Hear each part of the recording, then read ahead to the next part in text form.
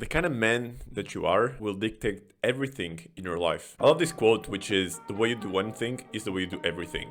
Because it really is true. I've talked with some of you guys and I've got some comments on my videos, which I don't think people really, or you don't really understand how similar I am to you if you're like coming from like this kind of rough, depressive place. Ever since I was like, I don't know, 13, 14, I was like really depressed. I was getting bullied a lot. I was very lonely.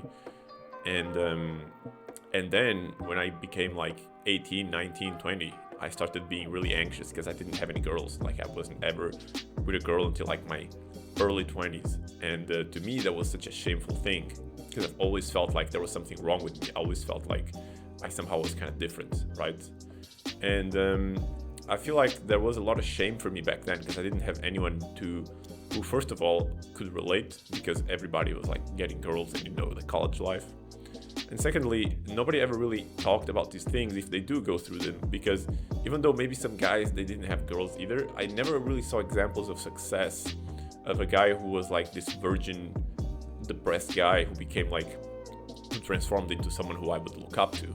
And so I never really had that kind of example as well. And so I was very ashamed of admitting even to myself that I was going through these kinds of things, because that would mean admitting that I would be the kind of guy who would stay the same. So I want to tie this in with what I was talking about previously, which is the way you do one thing is the way you do everything. Maybe you have a friend and you arrange to go to the gym with him, and he's like, maybe today I'm not going, and then he says he'll go tomorrow, and then tomorrow he won't show up, and he always bails on you, right? He always fails to keep his word. When he's working at a company, he'll say that he'll deliver something and then he'll miss the deadline or something like that. These kinds of things, these kinds of attitudes, they seep into other areas of your life. It really ties into your identity.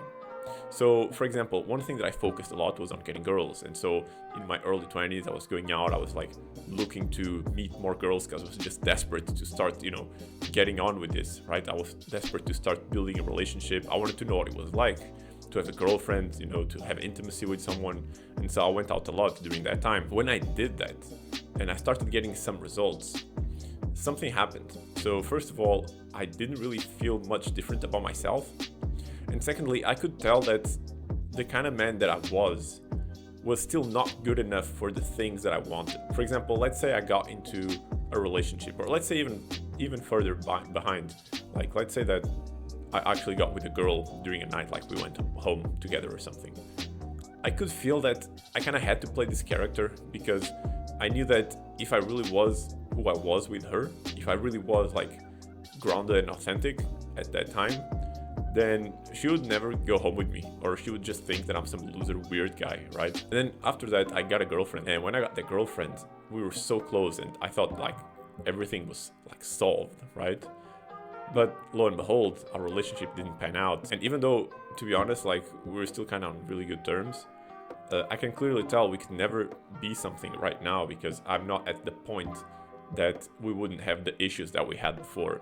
So all this is to say that it's not about the fact that you don't have girls.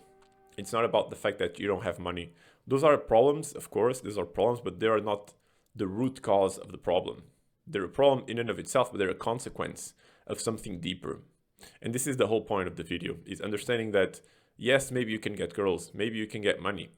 Imagine another example. You have the guy who makes a lot of money with crypto, but then he still feels an imposter. He still feels like he's very insecure because now he's got a lot of money, but he doesn't really know how he came about it, right? Or guys who inherit money because they didn't become the person who earns that money. They're still the broke person with a lot of money.